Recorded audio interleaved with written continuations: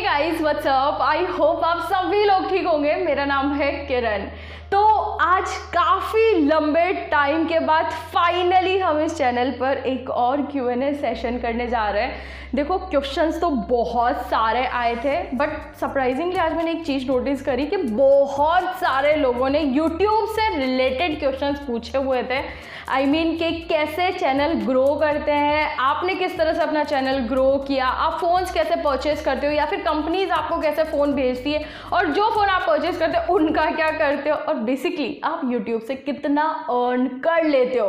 तो इन्हीं सब क्वेश्चंस का आंसर आज के इस वीडियो में मैं करने वाली हूँ। सो बिना बड़े वेस्ट के शुरू करते हैं आज के इस वीडियो को। तो अभी सबसे पहला क्वेश्चन यहाँ पर पूछा है देव चपरनरिया ने। आई एम सो सॉरी अगर मैंने आपका सरनेम गलत प्रोनाउंस किया है तो, बट यहाँ पर इन्होंने कुछ 3-4 क्वेश्चंस पूछे हैं। सबसे पहला इन्होंने पूछा है आप सभी टेक यूट्यूबर्स को रिव्यू यूनिट फ्री में कैसे मिलते हैं।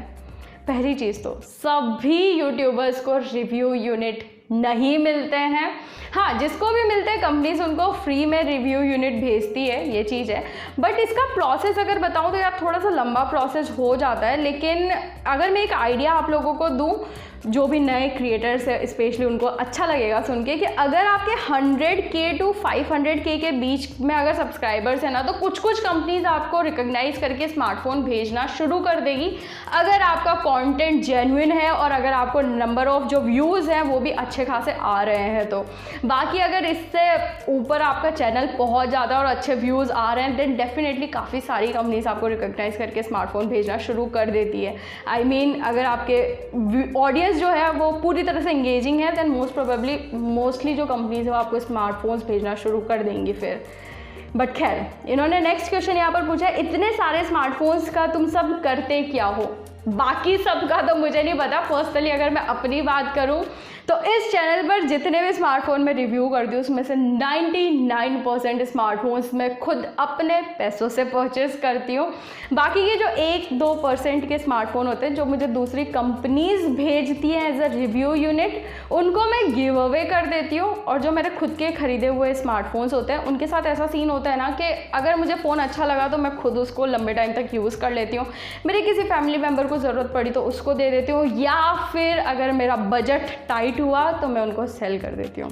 तो नेक्स्ट यहाँ पर पूछा है डीजे शुभम रिमिक्स ने। ये पूछते हैं कि आपके YouTube में 0 सब्सक्राइबर to 1000 सब्सक्राइबर्स करने में कितना टाइम लगा। और इसी से सिमिलर एक और क्वेश्चन एक्चुअली में पूछा है इन्फॉर्मेटिव टॉक्स ने। ये पूछते हैं how much time your channel take to got monetize. देखो 0 to 1000 सब्सक्राइबर्स की बात करूँ तो ऑलमोस्ट 4 महीने में मेरे 1000 सब्सक्राइबर्स पूरे हो गए थे। और यार जहाँ तक बात रही मोनेटाइजेशन ऑन होने की, तो ये थोड़ा सा टीडियस प्रोसेस रहा था मेरे टाइम पर। आई मीन जो भी क्राइटेरिया था ना 1000 सब्सक्राइबर करने का और 4000 वॉच आवर्स का, ये मैंने थोड़ा जल्दी कंप्लीट कर लिया था। लेकिन फिर भी मेरे चैनल को मोनेटाइज होने में 9 से 10 महीने लग गए थे, क्योंकि यूट्यूब ने नया ये क्राइटेरिया शुरू किया था और इसी चक्कर में उनका जो मोनेटाइजेशन अप्रूव करने में जो टाइम लगा रहे थे वो बहुत लंबा टाइम उन्होंने ले लिया था। तो हाँ, मेरा चैनल 9-10 महीने में मोनेटाइज हुआ था। तो अभी जो अगला क्वेश्चन है ये पूछा है प्रफुल्ल ने, story behind your channel growth.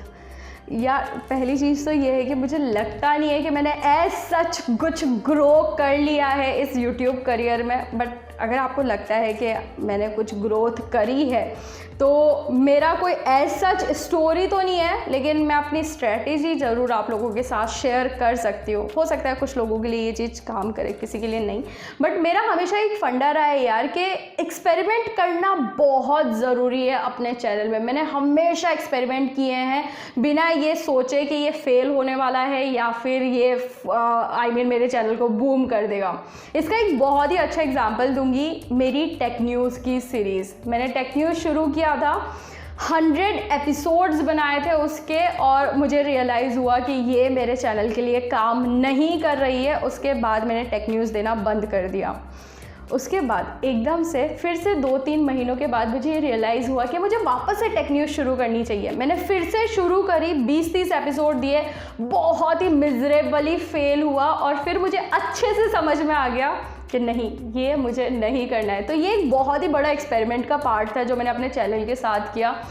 In fact अगर आप आज का जो मैं Q&A सेशन कर रही हूँ ये भी एक एक्सपेरिमेंट ही है जो मैं यहाँ पर कर रही हूँ, क्योंकि मैं चाहती तो इस Q&A सेशन को मैं पूरा टेक Q&A सेशन बना सकती थी, जहाँ पर मैं सारे टेक्निकल क्वेश्चंस के आंसर करती, सारे स्मार्टफोन्स से रिलेटेड जो भी क्वेश्चंस आए हुए थे, जैसे कि OnePlus Nord Lite, Realme X3 Pro, अच्छे स्मार्टफोन के क्वेश्चंस उठाती, उसी का टाइटल पुट कर दी एंड डेफिनेटली अच्छा खासा व्यूज़ इस Q&A में मुझे मिल सकते थे। अभी ये Q&A सेशन जो है ये सारा YouTube से रिलेटेड है। मुझे नहीं पता कि ये वीडियो कितने अमाउंट ऑफ व्यूज़ ग्रैब कर लेगा, लेकिन अगर अच्छा कर लेता है देन डेफिनेटली एक सक्सेसफुल एक्सपेरिमेंट होने वाला है। अगर नहीं करता है तो फिर ये एक फेल हो जाएगा। बट हाँ, एक्सपेरिमेंट करना ज़रूरी है और हमेशा चेंजेस को एक्सेप्ट करना ज़रूरी है। आप क्या कर रहे हो आपको पता होना चाहिए कि ये चीज़ फेल भी हो सकती है और ये चीज़ मेरे चैनल को बूम भी कर सकती है। तो बस ये एक मेरा हमेशा एक छोटा सा स्ट्रेटजी रहा है। तो अभी जो अगला क्वेश्चन है ये यहाँ पर पूछा है SSP टेक ने, और ये पूछते हैं how much you earn from YouTube, because I recently started my career on YouTube, so I just wanted to know about YouTube income. देखो यार, अगर आप YouTube पर इसलिए आ रहे हो कि आपको पैसे कमाना है, देन मेरे हिसाब से आपका इंटेंशन कभी भी पैसे कमाने का नहीं होना चाहिए YouTube पर। इनफैक्ट इनिशियली तो ये सब नहीं होना चाहिए, क्योंकि मैंने स्टार्टिंग में ही बताया जैसा कि इस वीडियो की कि मेरा खुद का मोनेटाइजेशन ऑन होने में ना 9 से 10 महीने लग गए थे, और उसके बाद भी जो इनकम हो रहा था ना, उससे रेंट भी नहीं पे कर सकते हो और ना ही कोई स्मार्टफोन परचेज कर सकते हो, इतना कम था वो। फिर भी कोई भी यूट्यूब में आता है तो डेफिनेटली अपना करियर शुरू करने से पहले काफ़ी ज़्यादा कंसर्न होते हैं कि यार क्या फ्यूचर होने वाला है, किस तरह की इनकम हो सकती है, तो इसका आइडिया होना ज़रूरी होता है आई गेस। तो इसी वजह से मैं आपको अपना खुद का बता देती हूँ कि मैं कितना अर्न करती हूँ। तो बेसिकली इसको आप जनरलाइज मत करना, मैं अपना पर्सनल आपको बता रही हूँ। अभी एडसेंस का जो रेवेन्यू है ये टाइम टू टाइम बदलता रहता है। एट प्रेजेंट चल रहा है 5000 व्यूज़ में मेरे चैनल पर। मैं अपना बताऊँ, 5000 व्यूज़ में ना करीबन $1 अभी बन जाता है। तो जो जुलाई मंथ का मेरा एडसेंस रेवेन्यू था वो कुछ $128 अराउंड बना था। अगेन आप इससे फिर से आइडिया लगा सकते हो कि इससे मैं एक स्मार्टफोन भी परचेज नहीं कर सकती हूँ अपने वीडियो बनाने के लिए। तो ये बहुत कम है, और मुझे ऐसा लगता है ना कि कोई भी यूट्यूबर अपना जो एडसेंस रेवेन्यू होता है शायद उस पर डिपेंड नहीं करता है, किसी का भी ये प्राइमरी सोर्स नहीं होता होगा। ज़्यादातर लोग है ना स्पॉन्सर्स पर ही डिपेंड करते हैं। एंड बिलीव मी, अगर आप जेन्युइन कंटेंट बना रहे हो, आपको अच्छे व्यूज़ आ रहे हैं, तो डेफिनेटली जितना एडसेंस रेवेन्यू आपको मिलता है ना उससे कहीं ज़्यादा आप अर्न कर सकते हो आपके स्पॉन्सर्स पर।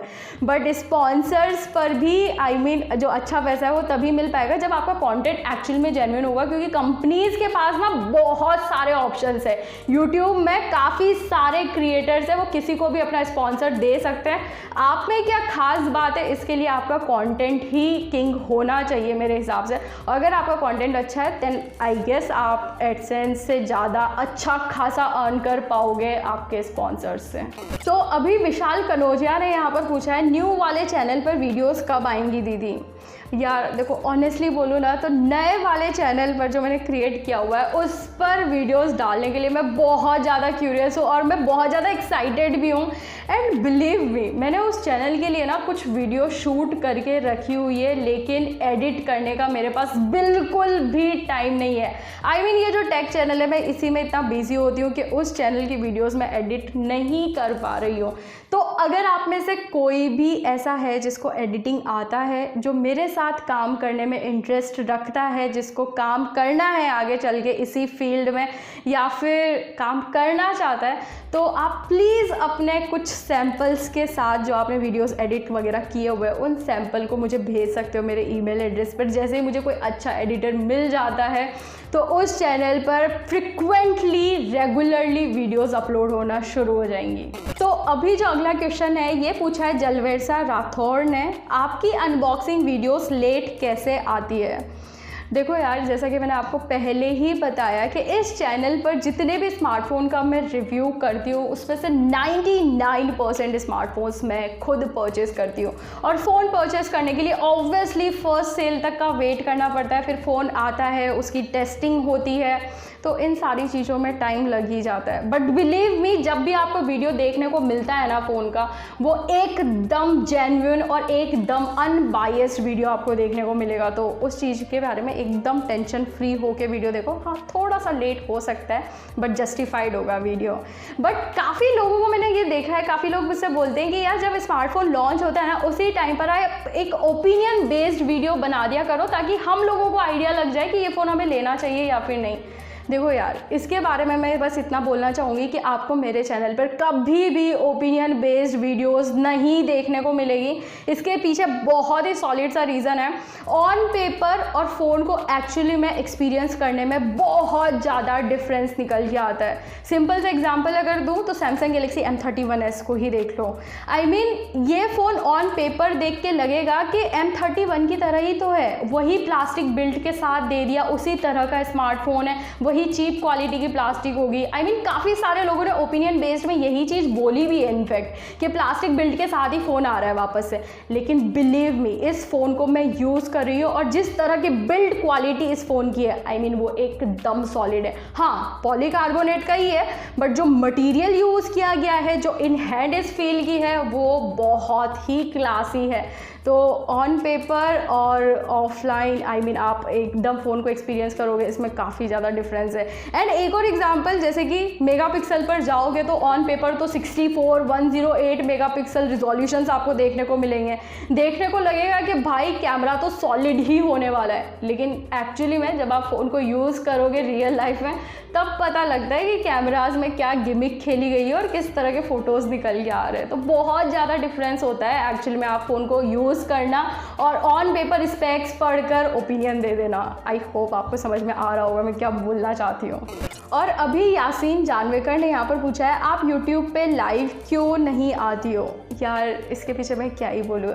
आपको जो ये वीडियो देखने को मिलता है ना, 10 से 12 मिनट का शॉर्ट, क्रिस्प, एडिटेड, जिसमें देख के लगता है कि यार क्या ही प्रेजेंट किया है, बोलने का क्या तरीका, एकदम मस्त पटर पटर बोल देती है। बट ऐसा नहीं होता। बैक स्टोरी बहुत ज़्यादा लेंदी होती है, बहुत सारे टेक्स लगते हैं इस वीडियो को बनाने में, बहुत ज़्यादा मैं फंबल मार देती हूँ, तब जाके इन सबको एडिट वेडिट करके एक अच्छा वीडियो बन पाता है। और मुझे इसी चीज़ का डर होता है कि अगर मैं लाइव आऊँगी ना, तब भी बहुत ज़्यादा फंबल करूँगी और इसी चीज़ की वजह से मेरा कॉन्फिडेंस थोड़ा सा डगमगा जाता है। बट ऑब्वियसली मुझे भी ये चीज़ पता है कि ये फ्यूचर नहीं है, मुझे लाइव तो आना ही पड़ेगा।